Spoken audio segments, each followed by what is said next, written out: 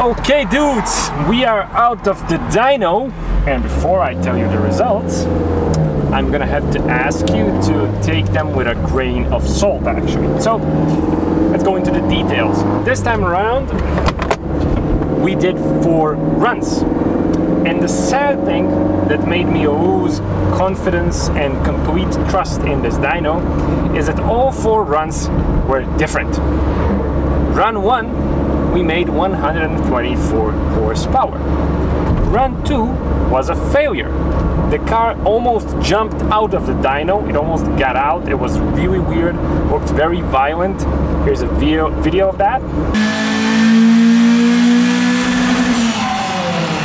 Now I don't know if you can quite see it in the video, but it was pretty scary, and the run was actually, the results were skewed, but apparently we made 100, again, listen to this, 122 horsepower at 5,000 RPM. At 5,000 RPM is where the car basically hopped on the dyno.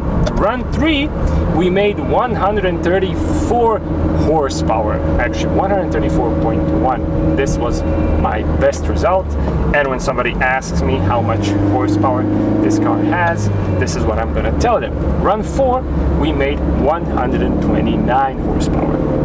So as you can see, the results vary wildly, and there's actually a problem with this place. The dyno owned by this place is actually a chip tuning shop, and that's what they focus heavily on. Chip tuning of turbo diesel engines is stupidly popular in the Balkans, and that's how all of these places that actually own a dyno make their money. And every time I go there, there's about, per day, I'm not kidding you, per day there's usually 10 to 12 cars every day lined up to get their 2.2 liter turbo diesel in a Golf 6 or 7, to get it chip tuned. Now I do manage to book these runs, and every time I get there the dude kind of rushes me. He always does sort of a rush job because he's not really making a lot of money from 1 or 2 runs. I pay him money that is a joke compared to what he charges the dudes for the chip tuning. So he always rushes me, he always rushes the stuff at the dyno, and this is why we aren't getting the sort of results, the sort of consistency that you're actually looking for in a dyno. So right now I actually asked him to destroy all evidence of any other runs, so the only thing that exists now is the run that shows 134 horsepower. And honestly, I don't even give a damn how much horsepower this car is making, because I'll be honest with you, it feels really, really good. What I'm even more impressed with than the power is the torque. The torque is amazing. The 4AG in stock form could only dream of this sort of torque. And look at the torque curve. Look how beautiful and flat it is.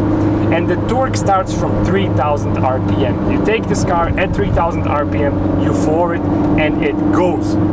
The 4AG was dead below 4.5. Stock, it was dead. You could cam it, do whatever, but it would always result in being kind of lethargic below 4,500. The bike carbs, torque, amazing. I think if I would go with bigger bike carbs, I would probably make even more power in the top end, but I would lose this sort of torque, this beautiful fat torque, and actually on the street, in real world conditions, I hate the street, it's full of potholes.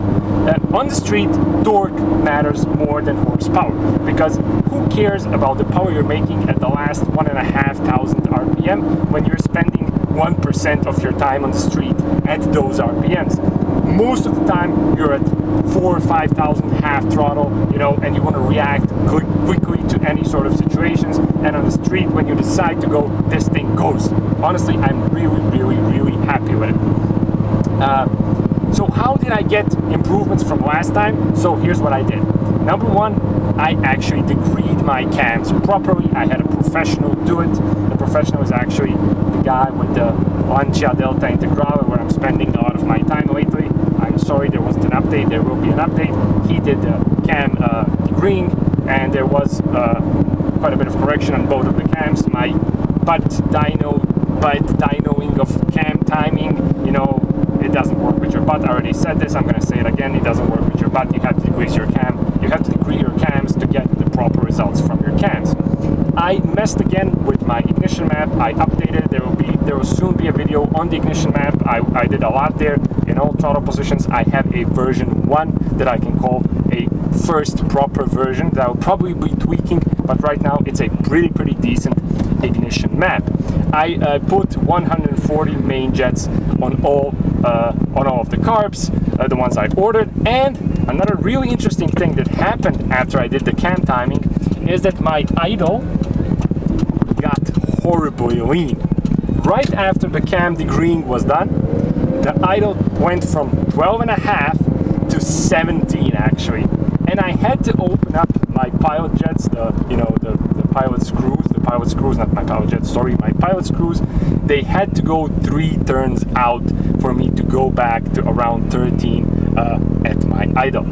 So definitely cam degreeing helped a lot, changed a lot of things. Right now at wide open throttle with the 140 jets, not the ones I drilled out, those were a joke, but they served a purpose to show that I did need a bit bigger jets, not 160s, what many people put, but 140s, and now my wide open throttle is actually around 12.5 again, and it really feels good there. And the weird thing is that the drilled out jets, which had 11.5 at wide open throttle, actually felt better than the stock 135, 137, which had also around 12.5, 12.7 at wide open throttle, which is kind of weird. So the AFRs are important, but there's more to it than just plain numbers, is what I have learned from this little experience. So that's it for dynoing for now. I do want to go to another dyno. Unfortunately, the only other dyno where I can go is around 300 or so, a bit less than 300 miles away, which is really far away, and it's also a really expensive one. But I will eventually go there, and I will try and confirm these results and see what a different dyno says about my horsepower. Right now, I'm claiming I have 134. I don't care. I have paper proof. Nobody can, argue with that, regardless of the other runs, which never happened. I never told you about them. We just did 134 horsepower by carbs. What's up?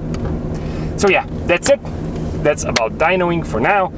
If you have any questions, as always, feel free, comment section. If you do like the content we're producing here, the fun we're having with this car and other stuff, of course, don't forget to share, like, comment, and subscribe. That always helps. So, as always, thanks a lot for watching, and I'll be seeing you soon on the D4A channel.